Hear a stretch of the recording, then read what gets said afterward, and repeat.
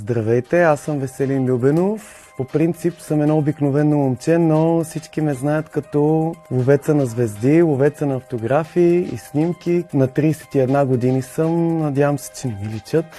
И се занимавам с това хоби от 16 години вече. Весохотвен просто. Имам над 5, 6, 10 хиляди автографа, но те повечето нямат стойност. Аз си ги деля на стойности за хобито през деня, да речем, за снимката и така.